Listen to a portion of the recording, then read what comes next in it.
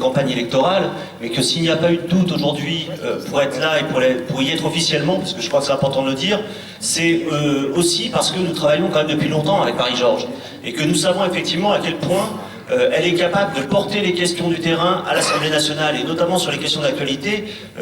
On se tient très souvent au courant de savoir comment les choses évoluent pour qu'on soit le plus pertinent possible dans les interventions, et qu'on soit effectivement plus proche du terrain pour que les ministres de tutelle ne puissent pas, d'un revers de main, balayer une question et être obligés de répondre très précisément aux problématiques que rencontrent les populations.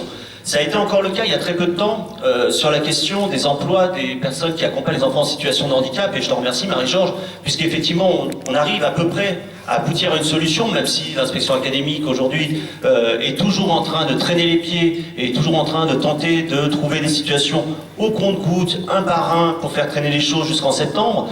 Mais néanmoins, on est parti de très loin, il faut quand même se le rappeler. On est parti de, il n'y a plus de crédit, on ferme les portes, on verra ça plus tard, et au revoir messieurs, mesdames, retournez à la NPE. Or, aujourd'hui, on est quand même dans une nouvelle dynamique de reconversion, effectivement, des CUI-AVS vers des contrats ESH, qui sont des contrats qui amènent à la CDIsation. Et ça, c'est effectivement parce que tu as effectivement interpellé l'Assemblée nationale il y a quelques mois sur cette question pour qu'on aboutisse avec le soutien, effectivement, aussi du monde associatif. Alors, si je le dis de cette façon-là, c'est parce que je suis persuadé d'une chose, c'est qu'effectivement, dans la période dans laquelle nous sommes, il va y avoir besoin de porter les choses collectivement, et que nous allons avoir besoin les uns des autres, et que c'est en travaillant collectivement, en se mettant autour de la table et en portant les sujets ensemble que nous arriverons à trouver des solutions. Parce qu'en fait, de nous, il y a quoi? Il y a cette fameuse droite libérale qu'on connaît bien finalement, celle qui veut effectivement mettre en cause l'ensemble des acquis du Conseil national de la résistance et tout ce qui a été porté effectivement après par les luttes sociales et par les luttes des salariés de ce pays et tout ce qu'on a pu obtenir effectivement pendant 50 ans. Et les libéraux de ce pays, en fait, ils ont commencé à nous manger au fur et à mesure depuis maintenant presque 15 ans quand même. Et il ne faut pas l'oublier, parce que si on a toujours l'impression de redonner l'histoire, de faire un petit peu très enseignant quand on est comme moi effectivement enseignant, c'est parce qu'il ne faut jamais oublier d'où on vient.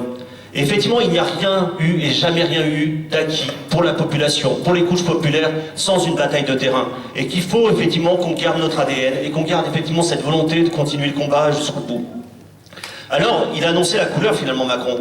Et on ne va pas effectivement passer à côté. Ce sera d'abord Code du travail, ce sera ensuite Sécurité sociale, et pour finir, on tournera sur la question des retraites. Mais tout ça, effectivement, qu'est-ce que c'est? C'est simplement dire à certains, puisque vous avez plein de blé, mettez-le effectivement à l'abri, capitalisez, les autres, c'est pas grave, ils se débrouilleront bien à la fin. Non, nous, on refuse absolument ça, et je sais qu'il y a plein de camarades syndicalistes, effectivement, dans la salle, et qu'on sera effectivement d'accord là-dessus. La mobilisation doit se mettre en place extrêmement rapidement. Et effectivement, si on est dans une période de campagne, c'est bien entendu pour qu'à l'Assemblée nationale, nous ayons notre gauche de transformation sociale, et pas celle qui s'est dite gauche pendant 5 ans, à l'Assemblée nationale, et qu'il y a encore possibilité. Moi, je suis peut-être un utopiste, mais il reste encore 9 jours. Et en 9 jours, on sait très bien qu'on a quelquefois réussi à changer les choses, et qu'on a quelquefois réussi à convaincre 4, 5, 6 voisins chacun, et qu'en fait, c'est comme ça qu'on gagne. Donc effectivement, dès le 19, je pense que la bataille, de toute façon, devra reprendre, mais elle reprendra, j'allais dire, sous 2 formes. Soit nous aurons gagné effectivement cette élection, et effectivement pour l'instant les chiffres ne sont pas avec nous, mais néanmoins il n'y a jamais de combat perdu d'avance. Soit effectivement il faudra retourner dans la rue, et c'est là collectivement qu'il faudra y aller. Juste un exemple pour ne pas faire trop long, parce que je sais que je suis bavard, pour ce qui concerne l'éducation nationale, disons-le clairement, il est allé chercher le pire des hauts fonctionnaires qui ont servi l'éducation nationale. Ce haut fonctionnaire, c'est quoi?